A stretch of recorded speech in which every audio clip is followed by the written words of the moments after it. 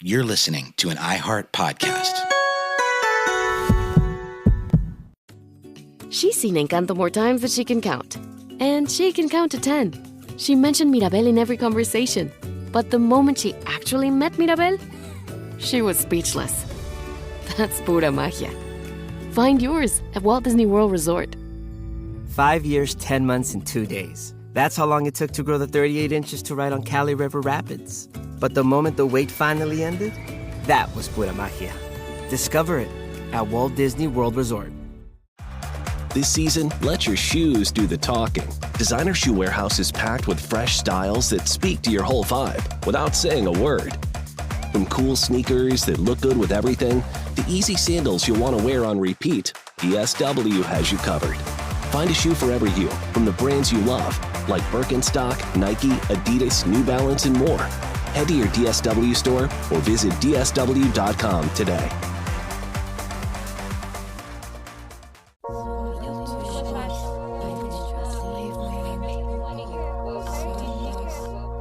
Hello, from Wonder Media Network, I'm Jenny Kaplan, and this is Womanica. This month we're talking about word weavers, people who coined terms, popularized words, and even created entirely new languages. These activists, writers, artists, and scholars used language to shape ideas and give voice to experiences that once had no name.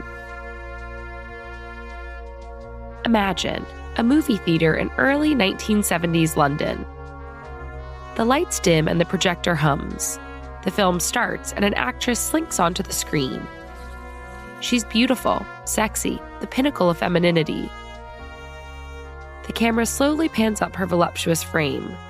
But instead of watching the screen, one woman in the audience turns her head and observes everyone else watching the actress.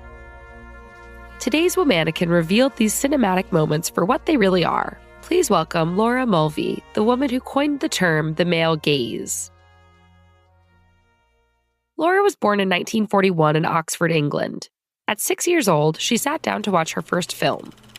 From the opening credits to the final scene, she was engrossed in other worlds on the screen. After graduating from university, Laura became a proper cinephile, going to movies with a group of fellow film lovers, including her future husband, Peter Wallen. She spent countless hours sitting in movie theater seats. She became a regular at the National Film Theatre in London. She caught retrospectives in Paris at the Cinémathèque Française. And Laura didn't just love watching films, she loved analyzing, dissecting, and critiquing them. She pored over Cahiers de Cinéma, a popular highbrow French film magazine. The magazine printed critiques of movies and essays about the ethics and role of film. This is where Laura first learned about the auteur theory, that the director of a film is the equivalent to an author of a book. Suddenly, cinema was more than entertainment. It was also a way to project a voice. For Laura, this realization coincided with her experience in the 1970s women's liberation movement. The movement started influencing how she watched her beloved films. Now, when she sat down in the movie theater, Laura started feeling irritated. She started to notice a disparity between male and female characters. Laura began analyzing films with a group of friends through Ruskin College. Together, they gravitated toward an unlikely choice: Freud. Laura didn't always agree with Freud, especially when it came to his interpretation of women. But Freud gave her a new vocabulary to describe what she saw on screen. Dipping into the layers of conscious and unconscious, Laura started to use Freudian terms to look more critically at the film industry. Now, when Laura sat down to watch her favorite films, she saw something new. The female characters were used more as objects of male desire than people with their own motives, needs, and agency. Films, especially in Hollywood, were made from the perspective of and to please the male eye. Once Laura noticed it, she couldn't unsee the voyeurism embedded in Hollywood films. But this didn't make Laura wary of film. Instead, she got deeper into the trenches. She started making a name for herself as a film theorist, writing for feminist counterculture magazines like Spare Rib and 7 Days. Her husband, Peter, was in academia and film theory as well. Peter's work brought the couple overseas to the United States in the early 1970s. Around this time, Laura was asked to write a paper for the French department at the University of Wisconsin. Laura, who always had a fraught relationship with writing, suddenly found herself pouring out words revolving around feminism, film, and Freudian theories. These pages were then published in the essay Visual Pleasure and Narrative Cinema. It was there where Laura introduced the term the male gaze. Laura argues that films directed and mostly written by men view and use their female characters as sexual objects, something to be looked at for pleasure. As Laura wrote, in a world ordered by sexual imbalance, pleasure in looking has been split between active male and passive female. She argued that the way these films are directed forces both male and female viewers to see the film through the male gaze. In her eyes, Hollywood wasn't an entertainment industry. It was a machine of exploitation. Laura also stepped out of the cerebral world of theory and decided to get behind the camera herself. Over several years, she collaborated with Peter on 6 films spotlighting female protagonists. Women working through identity crises, the complex role of motherhood, and navigating patriarchy in male fantasy.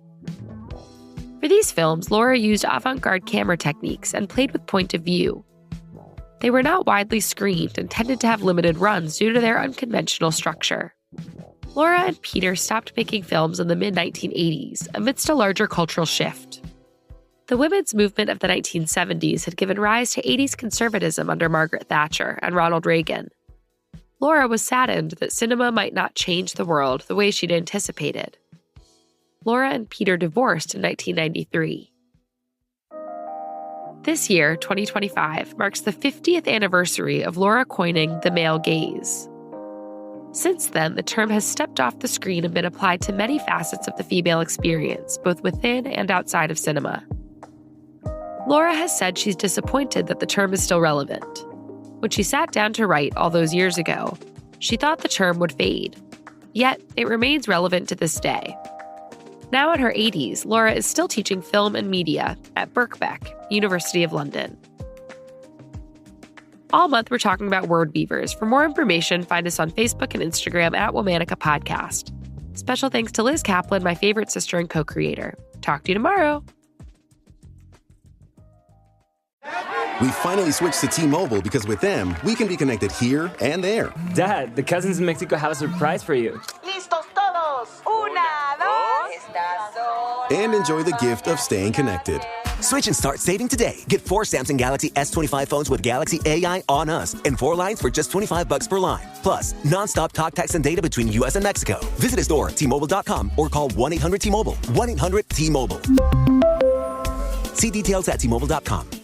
Let your imagination take flight with an AI-powered PC from Lenovo. Whether it's creating digital art, designing new software, or building a portfolio for a future career, our PCs are powered by Intel Core Ultra processors to help students unlock smarter learning and unleash their creativity. That's the power of Lenovo with Intel inside. All you have to do is choose the one that fits your passion. Head to Lenovo.com to shop AI PCs and find your perfect companion. Plus, get 5% off when you create an education account. You're listening to an iHeart podcast.